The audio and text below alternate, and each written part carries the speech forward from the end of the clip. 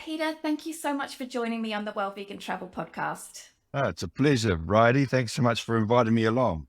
I am really happy to have you on the podcast because we met on our recent trip to South Africa, and we were lucky enough to actually spend more than a week with you and getting to know you quite well over that time because you joined us on our garden route trip. That was such a fun trip, wasn't it? Oh, it was a real blast. It was amazing seeing the trip actually taking place after being next to Adele planning it. So it's amazing to hear all about it and actually go to the places, because many of the places I hadn't been to. Yeah.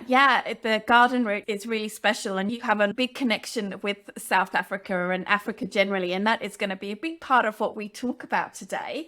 Peter, would you mind telling us a little bit about what it is that you do in the conservation space? Currently, we've got two big projects on. One is a regeneration project in the Eastern Cape, and the other is a wildlife community camp where we take community members in on an immersive educational camping trip right inside the Greater Kruger National Park. So a game reserve with no fences between it and Kruger, other than the fence that the camp's inside, because we can't have kids running around in the great outdoors there.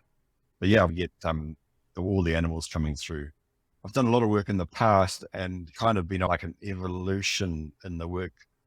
First started in, I think, 2009, soon after the poaching started, and we were doing a lot of work on supporting anti-poaching and all sorts of different angles. We helped out in a thing called Project Rhino, which was big on helping to spot poachers. Then we were doing rewards to help catch poachers, and then dehorning. Over time, the realization that we need to do something more long-term rather than just putting a Band-Aid on it. When the poaching crisis started in South Africa, we were looking to buy time to try and find a solution. But now we're 14 years down the track and we've lost 2/3 of the rhino that we had back then. The work that I got involved in was more working towards education through the Rhino Art program. So we took a trek towards helping future generations to understand what they've got and help protect it, because there's a big issue between the haves and the have-nots, or through apartheid here, it's the black community members versus the rich white people in the game reserve. So trying to enable the black community members to come into the reserve and understand it and fall in love with the animals, because you can't protect something you don't know of and you don't understand and you've never seen. So we're trying to bridge that gap to try and make a difference long term. And then the Eastern Cape project, that's all about creating space, because we've also got an interesting dynamic in South Africa that we've got rhino, which are severely threatened, but we don't have enough space for them because of the huge cost of protecting them. A lot of private landowners have taken the rhino off their properties, and now we have some healthy populations that are being well protected, but they need to be spread into other areas because we end up with growing populations in some areas. They've got to go somewhere. So we've got to find places to put the animals. The project in the Eastern Cape is about creating a huge biome, regenerating degraded farmland and turning degraded farmland back into game reserves and making a huge contiguous area about the size of Kruger, which is 860,000 hectares. In acres, that's going to be 1,800,000 acres or something. It's a lot. So this really is a big rewilding project from what you're saying. Yes, we're only involved in a very small part. When the farmers came on and brought their goats and their sheep and their cows, they wiped out, in the particular area where we're working in, Albany thicket, which is a type of succulent biome. It actually, at one stage during the Earth's evolution, it covered 3/4 of the Earth's surface, and there's only small amounts left in South Africa and in South America. The area that we're working in happens to be where that occurred, and it occurred reasonably. So we were involved in a project along with Rhodes University. They've been working on it for 20 odd years, and we've bought a farm and donated it to Wilderness Foundation Africa. Another group's running the project as upscaling the work that Rhodes University did. They were working on like 20-acre plots, and now we're moving it up to 1,500-acre plots. So working on different types of, some of it's grasslands we need to put in there, some of it's Albany thicket, some of it's savanna. So what we are doing in that area is building working areas where we can show other farmers who've got degraded farmland what they could do and how they could turn their farms into wildlife areas rather than continuing to farm, which is a paradigm that's not working for them anymore.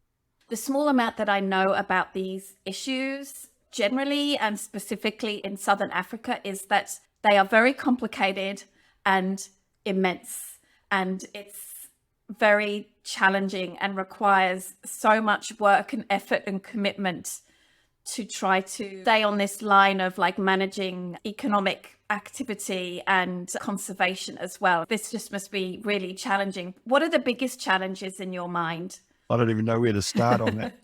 I think I'd go back a little bit there and say, I got involved in this project. So this is not anything that I've dreamed up. I was introduced to this project by a good friend of mine, Grant Folds. His brother is working on this project in the Eastern Cape. And the thing that most impressed me was a huge vision that these people have. Like, it took me quite a long time to even get my head around what they're trying to achieve. And I've taken on some big projects in my time, but this is just a zillion times bigger than anything that I would have ever taken on. And these guys, their vision and their determination to make it happen, you often find that there's a lot of tough things to deal with in South Africa. There's a lot of issues to deal with. People are really tough and they make a plan. And these guys are working on this project. I really wanted to support them and help give the project a huge jump forward. They broke it down into little bite-sized pieces and we're taking off little chunks at a time. But big issues, getting back to your question, for me being a vegan, these are very, very challenging questions because we have a landscape. The first part of the project we did was we broke down every single farm in the area, down to the farm, down to the owner of the farm, down to the state of the farm, down to the likelihood of them wanting to join conservation, current use of the property. The idea is to connect Adele Elephant Park with Fish River Game Reserve, which is quite a long way away from each other, and then finding a corridor and then so having a continuous run of those farms from one to the other, and then from there it would expand out. So the farm that we brought is actually not in that exact corridor, but we're in a corridor down to the sea called the Bushman's River. But when you look at those corridors, we've got some wonderful examples of game reserves that have been 20 years ago, they were converted from farms to game reserves, the Amakalas, the Lullabellas, the Grondway, and then there's, I think it's Buffalo's Cliff. So you've got some amazing amount of work that's already there, but they're not contiguous. They don't all join together.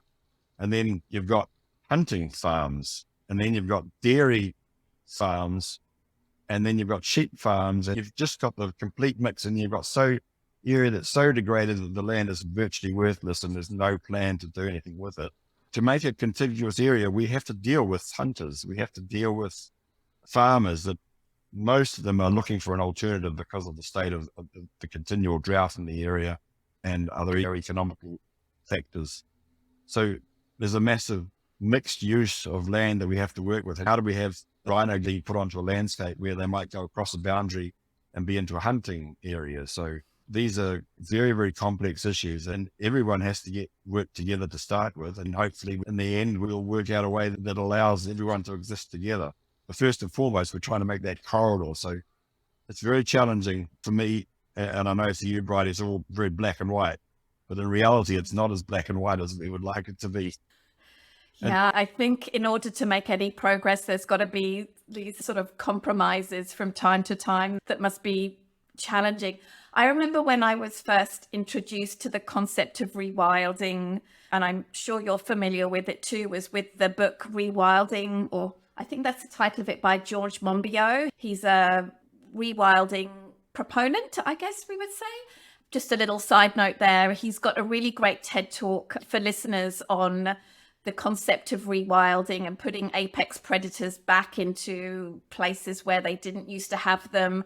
They haven't had them for a long time because they've often been hunted, and what this can then do to the ecosystem when these are reintroduced. He focuses mainly on the UK, I think, with his work, which has very few really wild pockets of land left at all, and talks about like rewilding projects that are going on in the UK because so much of the UK is grazing land. It's maybe a little bit similar in New Zealand, where you're originally from, and South Africa too, and just how when you have grazing, there's just very little biodiversity. And once I read this book and became familiar with these ideas, I just look at fences as basically just ways that stop wild animals being able to move around and just the impacts that cause. It's just really heartbreaking. And to have this idea of a corridor throughout this huge area of land, it's just so exciting because that would just do so much for the wild animals. Oh, totally.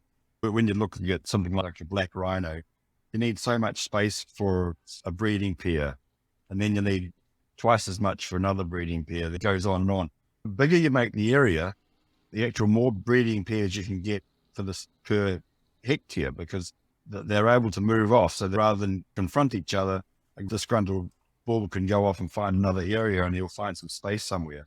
So the larger you make it, exponentially you get more animals into that space. And that's a really important thing. But yeah, our fences are barriers.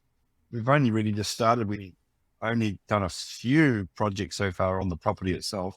Most of it's been checking out, making an evaluation of what things are like at the moment so that we've got a base to work off. But already there's people looking at the neighbouring properties and wanting to join it. So I think there's offers on, I don't know the latest and I don't know how much I'm allowed to say, but there's people interested in properties either side.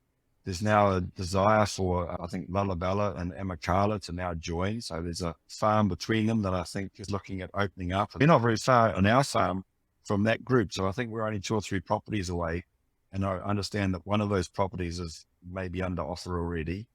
And this is people that have seen what's happening already with the land evaluation that we did, the big plan that's been laid out, and people were starting to say, well, we want to be a part of this, and we'll take a little piece of it. It's really organically growing, and we really think that we will have a shovel-ready project for a huge carbon sequestration project, because if we can turn these degraded farmlands, which are topsoils running off into the sea, if we can turn them back into the existing biome, that's going to be hugely advantageous, not only just for carbon sequestration, but for biodiversity.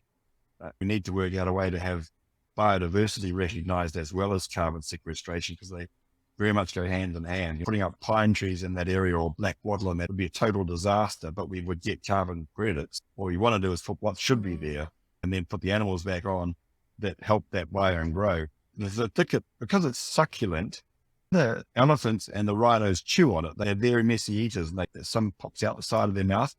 And the succulents, they drop down onto the ground and then that shoots off again. So the more it's browsed by those types of animals, the more it spreads and the more it grows. But if you browse it with sheep and goats, they eat it from the bottom up. And then they take out all of that microbiome underneath the plant and then it all dies. So we can put tiny little sheep and goats on it that make a huge mess, and we put these massive elephants and rhinos on it and they help it. I'm not surprised, but it's still amazing. I'm wondering, hopefully in the near future, when you make this area of land bigger and bigger, will there be a place for tourism activity for people to see these animals in these areas? Or is that not a priority? What we have to do is find alternative income sources for these properties. So if it's a farm that's not making money, we need to turn it into a game reserve. It has people coming to visit it, that has tourists driving around in jeeps to look at their vehicles. And then we are employing the local people in the lodges and on clearing the alien and plants that we don't want there and doing all the maintenance. So it's a high priority. It's a top priority for us to get community engagement back into that area. And the best way that we would love to do that is to have photographic safaris. That would be my dream. When we look up from the top of the property down over top of that degraded land below, I said to Andrew Muir from the Wilderness Foundation, what drives me is that in 25 to 30 years' time, I may not be here to see it, but my kids and my grandkids will be able to stand up here and watch rhino roam across that landscape again, and elephants. It was just a moment where we stood there and just envisaged it in years to come. So yeah, it will happen. Even now, it's an incredible biome. That the Albany thicket, we've had some base studies done on there. They found 3 trees that they don't think have even been identified yet. They found succulent plants there. The guy doing the inspection, incredibly excited because he thinks that they may also have never been identified before. We've got biomes within the biome that has never been classified. So you were with us when we were driving through the different biomes there. We were in Gondwana with that incredible, if you go up the west coast, you'll see all the beautiful flowers in Namakwa land. all of these incredible places that we need to stop and look at some of the small things as well. So they were showing me trees that were only maybe 10 or 12 inches in diameter. And they said this tree could be anything from 800 to 2,000 years old. So you think, wow. And you knock on it, it's solid. And every time they have a drought, there's no ring created. So they can't chop it and see how old it is, because you might go 5-6 years without any growth. So the rings don't really count too much. They have to carbon date them. It's just amazing that we could have trees that old in that area. So on part of the property, it's been untouched because it's up on a cliff. And down on the bottom, flat areas, which was the alluvial plains, they've been wiped off by the animals. So we've got identical material that we can put back on down on the bottom that we could take from the seeds or take from cuttings up on the hills. It's an incredible project in its own right. If we had a bit more money, I think it could be a tourist attraction on just what we've found so far and what we're doing. No, for me, it's just amazing to see that those bits and pieces that are happening, even though they're small.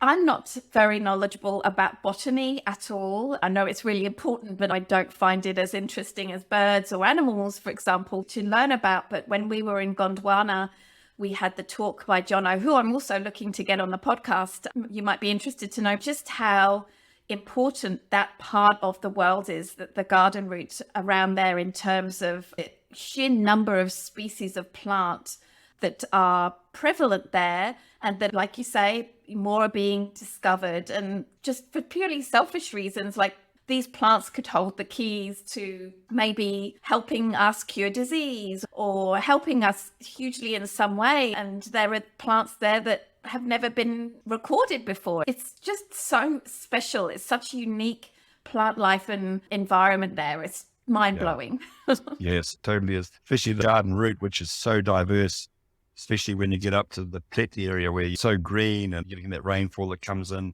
not far past. We're closer to Grahamstown in our project, and that's very dry. That's inland. They haven't had any proper rain now for 9 years. So part of that is because it's been deforested, because the trees attract the rain. Part of the problem is what we've done to the place. Going back onto the Albany thicket again, it actually doesn't need rainfall. It just needs moisture in the air, because it sucks the moisture in through its leaves, and it evolves that way. So it can live without rainfall, but nothing else that we put there for feeding our crops, for our animals or pasture, none of that can last without rain, but the Albany thicket can. There's a good reason why I was there in the first place. Peter, you've had a connection with Africa for decades now, and it's led you to come to this point where you're really involved in some amazing projects. How did Africa get on your radar as a place that you wanted to come to often and eventually devote your life to trying to protect? I fell in love with Africa as a 16-year-old, and now I'm 32 twice now. So that's a long time ago. When I was 16 years old, I was reading Wilbur Smith books, and it just fascinated me about the continent. I first visited it on my big overseas experience. New Zealanders call it their big OE. I think Canadians do too. I went on a bus tour, a Kentucky bus tour around Europe. A South African couple who have become my best friends came and visited them. I first came to South Africa in 82, and then I was going to stay here at that stage, but for various reasons, I ended up going back to New Zealand. And I didn't get back here till around 2000 or 1999. Then I got introduced to the game reserves by my dear friends Chill and Shell, and they introduced me to a love for the animals. When the poaching crisis started, I got really offended that I felt an ownership already for these animals, and especially in the park in Umfolozi, which is up in KwaZulu-Natal, nearly up by the bottom of Mozambique. I got really offended that people were coming in and killing the rhino for their horn. And so I wanted to do something to help. So I got involved with very, very grassroots, helping some really amazing people, like buying uniforms for rangers and things. And I stepped up to starting to help pay for the pilot's license for protecting the areas. I was working in a company, we called it iMake at the time. The team at work, we were having drinks one Christmas, and the team said to me, "You're doing a lot of work in Africa. We love what you're doing, and some of our people have come and visit to see some of the projects, but why don't we turn it into a company project?" So I Make a Difference became our trust. We started a trust called I Make a Difference. I've been on a rally, which is a very rough social rally that started in Cape Town and was heading up to Malawi. Showed you that you could take two-wheel drive vehicles driven through Southern Africa. Now, I didn't really know anything about other countries other than South Africa. But I went on this in an old 1976 VW Combi, and we had such a ball of a time. And at the end of that, I thought this could be a fantastic way to raise funds for conservation. So we organized a place that we could hire the 4x4 vehicles with rooftop tents. We contacted all of our friends and some of our suppliers and some of our contacts in Canada, America, New Zealand, Australia, and the UK. The first time we got 61 people together in 16 different cars, and we took them on an odyssey trip, cooking for themselves, rooftop tenting, going through wild places, staying with wild animals. And we had some real 5-star people that normally only stay in 5-star accommodation on that trip. There's always a toilet, there's always a shower, but you are sharing ablutions. It's definitely not a 5-star hotel. But the people loved it. And we ran another one 2 years later. We got 81 people on that one in 20 different cars. The way we worked that, we arranged the cost of the travel. So we'd hire the car and they would pay the cost of the car. And when they would pay a fee to come and join the rally, which covered all of the accommodation at the campsites. And when we went into cabins and things, that would cover all the entries for parks and things. They brought their own food, cooked for themselves, and they paid their own fuel and border crossings. On top of that, we asked them for a $1,500 donation per person. Out of that trip, with donations from the people there and from the other donations that we collected from suppliers and things around the world that couldn't come but wanted to help, we raised $123,000, which went back into conservation in that area up in KwaZulu-Natal, which made a huge difference. That was my attempt at adding two of my passions. One was traveling through Africa, and two was raising funds for conservation together. So we ran about 5 different trips until we sold the business. And COVID came along, and I've retired now. So we'll probably start that up again in 2024. But this current year, we're taking a year off. We're going to do the biggest recce you've ever seen. I definitely want to talk about that, because your trip that you've got upcoming and the rig that you've got to help you do this trip is so interesting. But before we get onto that, I would love to know a little bit more, because before you retired, you had a business and now you're using those skills to put into your conservation work. What sort of skills, like how did you transfer those skills? Because I was so happy to get to know you a little bit on this garden route trip, but it's clear to me that you're very much a visionary person, and maybe that's connected with your entrepreneurial spirit as well. But what skills have you used from your entrepreneurship that's helped you with these incredible, numerous conservation projects that you're involved in? Okay, well, when I started my business, we didn't know of things called entrepreneurs. We just got lucky, you know? And I think when you start breaking down the things that helped me get lucky over the years was seeing something that you want to achieve that is worth achieving it and doing everything in your power to make it happen. So the first thing is like identifying what dream you should follow and then doing it. The third thing is change direction when you're wrong. I love the analogy. You'd never start sailing a boat from Portsmouth in the UK to New Zealand and never change direction. You would change direction every single day. When you get more information, the winds change, so you're going to change that. The business is the same. So I think move quickly, identify good ideas, and then modify your plan very, very quickly with the new information that comes to hand. And I think that's done really well for quite a lot of the projects, because we've been involved in a lot of different projects. Often it's at the early stages. So even this project in the Eastern Cape, when the guys pitched it to me, I thought, this is an incredible dream. And I thought, well, one, I want them to do this straight away, because I don't think we've got enough time in this world to wait 100 years to fix things. We've got to fix things quickly. So they're offering something to happen quickly. Two, they're offering something on a scale that would make a difference. You could actually pull percentages of carbon dioxide out of the air with this project. And three, they're the people that had a vision and they have a track record of getting things done. For me, identifying that early on and then saying, right, we're going to help you, and this is what we're going to do. We made a donation and brought a 1,700-acre farm, and sight unseen, we trusted them. I know these people really well, and they're very honest, and they've got a lot of integrity. I wasn't able to come here because it was during COVID. Just put our faith in them, and it's come good. And now we're years ahead of where we would be if we were waiting for donations from overseas, or feel, wow, that's something that I've really been able to help with. With the Project Rhino, that is a good mate of mine, Kingsley Holgate, who did an expedition along the Bombo Mountains, which separate Mozambique with South Africa. And it's right along the Kruger Park. A lot of poaching happens in that space. I think it was 2012 or 2013 on World Rhino Day. And he said, Peter, I would just love to take this project around South Africa and introduce it to all the schools around the game reserves. I said, well, what's stopping you, Kingsley? Because he's 10 years older than me. He's retired. He said, well, I haven't got any money. I said, well, we've got some money left over from our last expedition. How much would you need? He said, well, I need 100,000 Rand, which was a reasonable amount back then. I said, well, we'll donate that money. So just like that, he had his funding. And I said, now what's holding you back? So we help get it off the ground, but we don't continue to fund it. So as an entrepreneur, I like to see a great idea, help it get established. But if it is a great idea, someone else will fund it. I keep on funding it. Then clearly it can't have been a great idea because no one else believed in it. So I like to get the people started on their idea, help them with it. We still work with them. We've just given them big funding for an engine for a plane, and we supported them by buying a truck for them, which morphed from rhino art, which had to stop during COVID, into feeding the communities. So we fed the wildlife communities, and that went up all over South Africa into many states. I would see on Facebook that there would be a project. This truck would turn up to another project that I was helping with. And I'm like, it's Richard. And Richard, my brother from another mother, driving around and delivering the porridge that had been brought from another project that we're involved with. So it's quite special to see. So we do get involved on an ongoing basis, but really on a project by project basis on some of those things. The transferable skills are going back to it. You're moving quickly. I think Africans get really annoyed with people that come in and talk and nothing happens. The best people involved in conservation haven't got time for time wasters. They're out there doing the work. They don't want to be doing big reports. They don't want to be doing big grant applications. When we come in, we've got money that's available. We can find a project that's available and we can move quickly. It really does make them incredibly happy. In Africa, you've got to have patience as well, which is not something that entrepreneurs naturally have.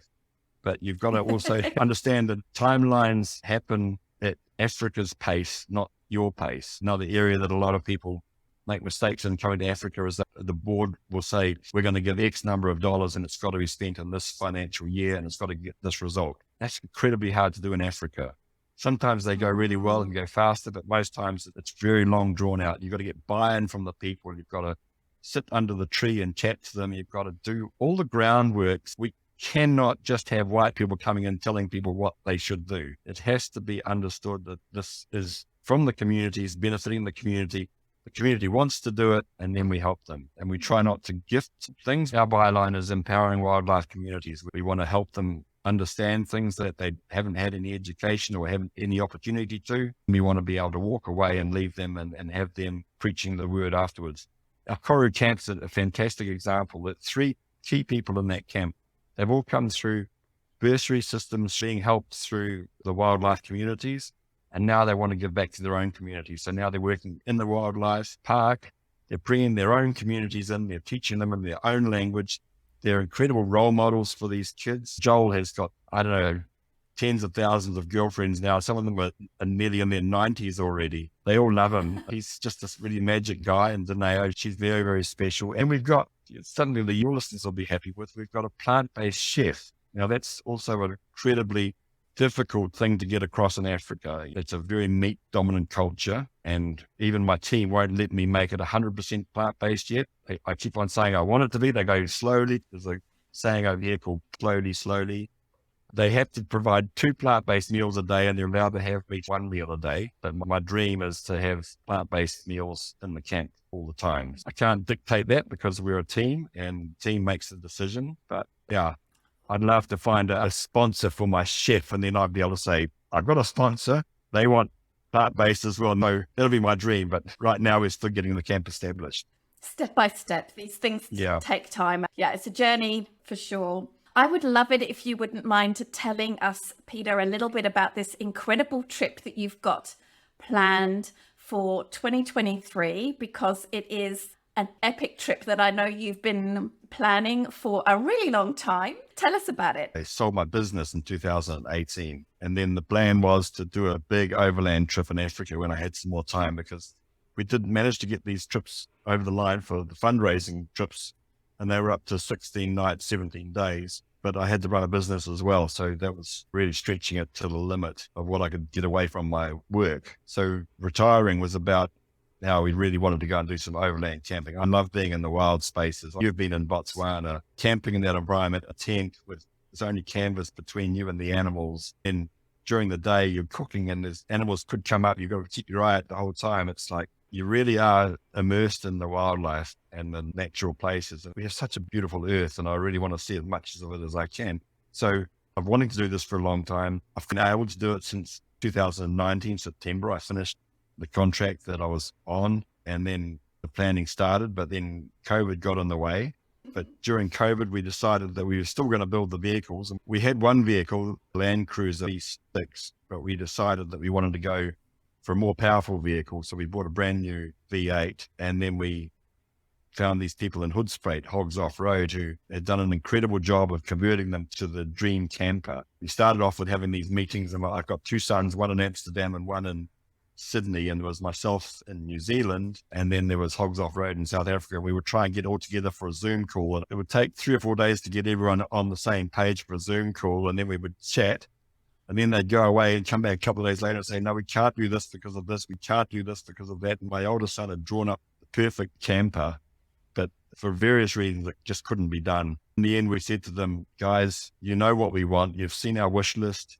We've talked enough. You understand our passion for what we're wanting to achieve. We know that you guys also share the passion. Can you just build us a vehicle that the brief was, there is no budget, but we don't want you spending money unless it's going to give us a tangible benefit. So we don't want to come and see the car and say, we would have liked to have done this, but we didn't think you'd want to spend that money.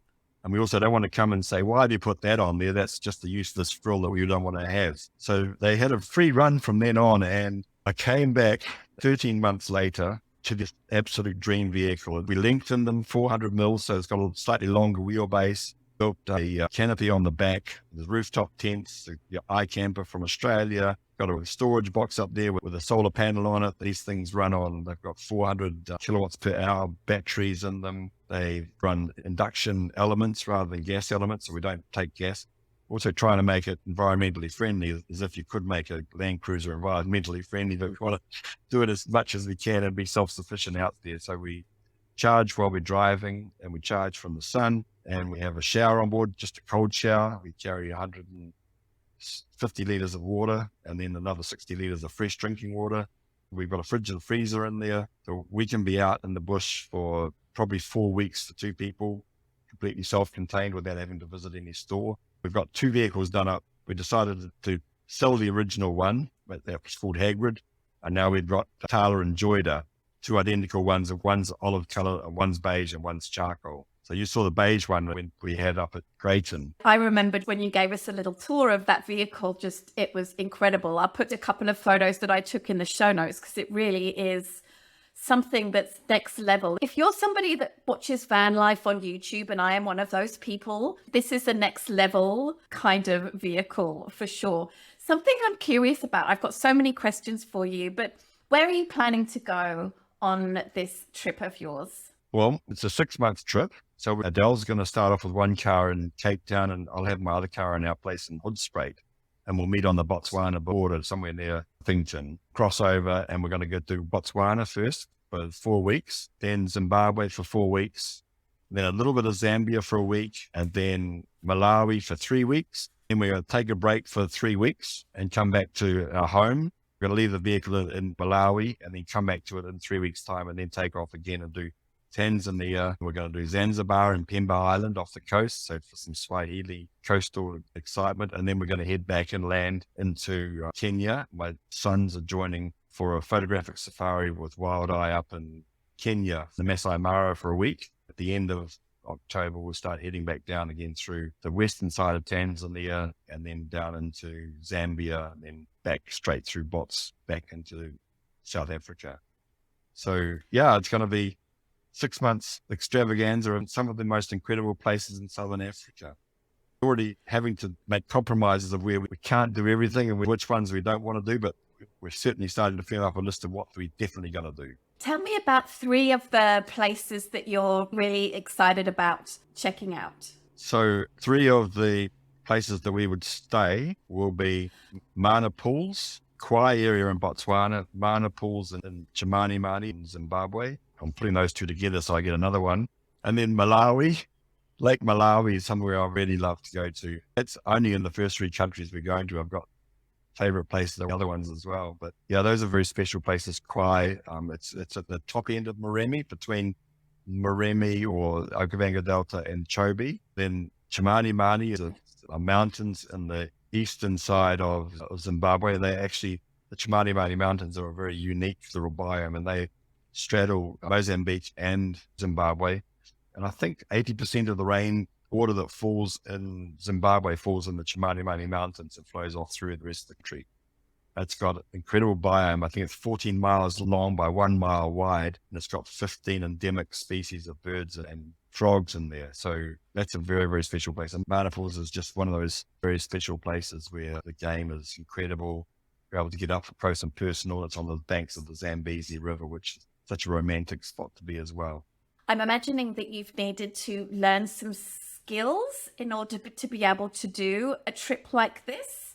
I'm imagining some driving skills, maybe some mechanical skills. Like, what sorts of things do you think people need to be able to do a trip like this? Or maybe something that's like a self-drive safari where they've hired a vehicle similar to your one and they're doing it by themselves. I think first and foremost, you've got to carry a satellite phone. For us, that's the number one thing. Before we do any training or anything else, carry a get out of jail free card, which is your satellite phone. You can send your location and you can tell people what's wrong with the satellite phone and get help. All the stuff that you train for, something else will go wrong for sure. We've had the vehicles now for coming up to 2 years, so we've learned a lot about them already.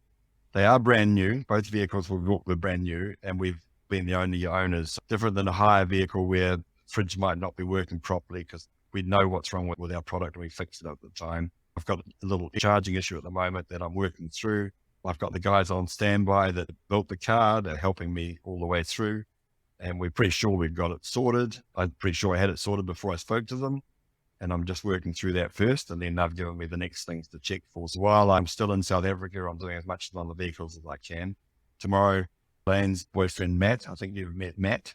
Matt and I are going to be changing tires on the car, because Matt will be driving one of the other vehicles. So Matt and I did a 4x4 training day with Mountain Passes South Africa.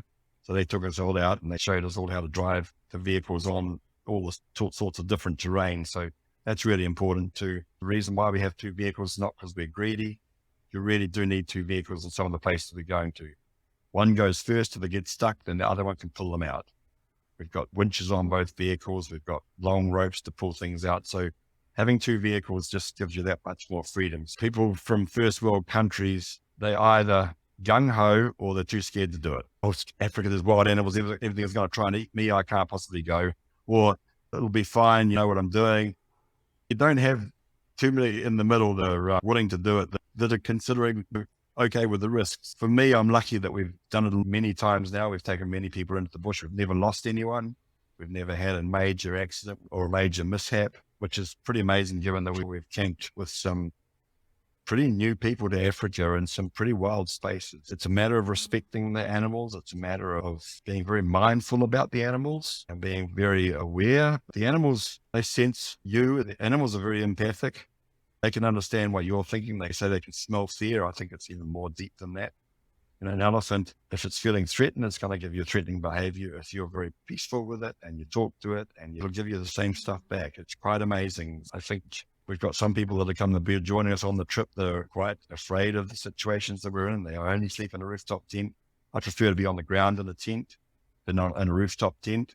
It's all part of the same thing. It's the mental state that you're in, the vehicle that you're in, your ability to ask for help. We've got Land Cruisers. One of the reasons we've got Land Cruisers is that they very seldom break down. Two, if they do break down, there's going to be parts for them. If you've got a Land Rover or a Land Cruiser, you're going to find parts for them anywhere throughout Africa. You bring some European 4x4 vehicle, you aren't going to find parts for it. The best you're going to get is someone getting a Toyota part or a Land Rover part and modifying to fit your fancy European car. So again, there's a good reason for us having these vehicles, and we will take spare parts of things that won't be readily available because we've got shock absorbers on it, and we've got all sorts of little tricks put on there. So we'll bring spare parts for those because they won't be available. One thing about Africa is you can always find a mechanic somewhere to make a plan. So you and your partner Adele are both ethical vegans, and this is going to be a trip where you're going to be going through some very remote areas. I'm sure you'll be restocking in some smaller towns. How do you expect it's going to be as a vegan doing this kind of travel? Yeah, when you're traveling as a vegan in Africa, it can be as easy or as hard as you want to make it. If you want to have Beyond Meat burgers every day, then you're going to really struggle. We'll be taking a supply of quite a lot of things from Cape Town and from Hoedspruit. We've got an incredible health food shop in Hoedspruit where everything is vegan, which is like the most amazing shop in all of the whole world as far as I'm concerned. When you come to Hoedspruit, I'm going to take you there. You're going to fall in love with this shop and the people running it. But we'll take a lot of the special stuff that we can't get elsewhere. You can always find beans on the side of the road drying. You can always find tomatoes. You can always find greens. So you can always cook up. You're always going to find starch like a potato or a sweet potato or tapioca or something. So you're always going to find foods. There's stores that will have dried beans, dried lentils, soybeans, so everything. At times be having a little pot. So you pot on the fire and it'll be a bit of a stew. But that's part of the fun of traveling. We can make our own bread. The beauty of being able to have your own vehicles, you can stock up with your raw ingredients. And being vegan, you don't have to have much frozen. We've got big fridges and freezers.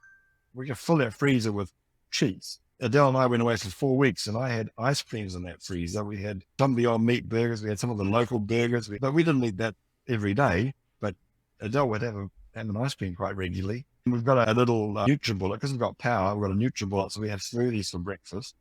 We just have to find fruit as we go along that will replace the berries when the berries run out and we can't find frozen berries. But there are stocking points. Fries, I don't know if you have that in the States, but fries that came from South Africa originally, they have very good distribution around Southern Africa. So most shops will have some of those if you want to have that type of meal. But other than that, we'll just live off the land and buy stuff along the way and just make what we can from it. Amazing. I'm sure people listening were probably thinking, well, buying my own vehicle and having to learn all of these skills is a little bit too much. But there are ways that you can have a similar kind of experience. And that is with like mobile safaris or renting a vehicle for 1 week, 2 weeks, 4 weeks. Could you talk a little bit about that? Because I think people aren't familiar with this concept of mobile safaris or hiring a vehicle. Yeah, it's quite doable now. Try not to come on your own. Try and come in a group. So 2, 3 vehicles, up to 4 vehicles make it's quite easy for people to organize a trip. Most campsites will take 3 to 4 vehicles when you book a campsite in Africa. It's not like in the first world where if you book a campsite, you'll get 1 vehicle on it and room for a little tent. These campsites are usually quite big. By having 2 or 3 people there or 2 or 3 different cars there, you've got lots of options for helping each other and for working together and having a lot more fun together.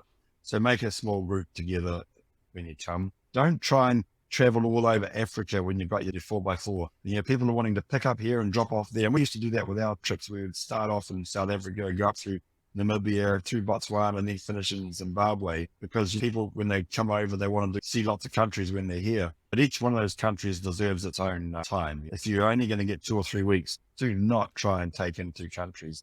Namibia is one of my favorite countries. We're not even doing that on this trip, but we did it last year. And I've been to Namibia many times, and we're going to dedicate a month or 2 to that on its own. That's one of the most beautiful places and one of the safest places you'll ever visit. Botswana, maybe that's a second trip. Maybe that's not necessarily your first trip. Namibia, a lot less game. And when you are in most of the campsites, you are fenced in, so you're a lot safer. You don't have to deal with animals coming into camp. And not that that's a real issue, but the way you behave yourself in those areas is very different. You've got to put all your food away, obviously. You've got to put all of your saucepans away. You've got to put things up in trees because the hyenas will come and chew your pots. And so you just got to learn a little bit more about how to do things. But you can find it an awful lot on YouTube. We're doing a lot of research on YouTube, looking at people who've done trips, by where you want to go, concentrate on an area, then start researching that on YouTube, and you'll find huge amounts, really experienced at traveling there or in the process of setting up trips, asking questions. We found one place that will do all of our bookings for Botswana rather than having to ring all the different camps and trying to find our own booking. We're paying a premium, but we're not that experienced in the area and we haven't got a lot of time left. So we're prepared to pay the premium to get that done. Definitely recommend that someone who's coming from outside did that. Hire your car. There's some companies that are really reputable and some not so much. It very much depends on the country you're going to. But again, a little bit of research can go a long way. We found some real gems and we found some real bad news stories. So yeah, I'm just being careful there. But it's very doable. As far as stocking up, all of these vehicles that you hire will have a fridge and freezer, and just be very, very careful on your meal plan. And drop meat as your meat eater. Get rid of it for the trip. You can do without it for a few weeks, and it makes your whole traveling so much easier. If our fridge, for any reason, goes off for a night, we don't end up with a whole lot of stuff to worry about. Our Beyond Meat Burgers freezer get and they're still okay. Exactly. Yeah. I think it would come as a surprise to people to know that being vegan is actually better and easier than being a meat eater on these kinds of trips, for sure. Okay. Great. Peter, this has just been such an interesting conversation, and I really think we're going to have you back on another time to talk about some of the other projects that you're involved in, because there's just so many that are also related to tourism as well. But I would love it if you wouldn't mind sharing some of the URLs of the websites or the Instagram handles or ways that people can connect with you, follow along with your trip that you're doing, basically just keep in touch with all of the projects that you're working on. Okay, well, we've got my own one, Tanglewood Pete, and we've got Out of Africa _adventure, which is going to be Adele and I's. Adele's going to be doing most of it. I'll be doing the pictures for it. It'll be our travel blog or for our trip, big trip. And some of the projects, we're at tanglewoodfoundation.org.nz for a website, and then korocamp.org for a website for our Koro Camp. And then social media around Koro Camp is KORUCAMP, and I think it's in one word. It'll show you what we're doing in the camp, which I'd love to have had more time to talk to you about, because it's a project that's incredibly dear to my heart, and it's changing lives every minute up in that camp. And it's such a fulfilling, purposeful thing to do. It's so special. Peter, I want to thank you so much for taking the time and staying up so late. You're talking to me from South Africa at the moment. So thank you so much for joining me on the Well Vegan Travel podcast. It's a pleasure. Thanks so much for having us, Riley.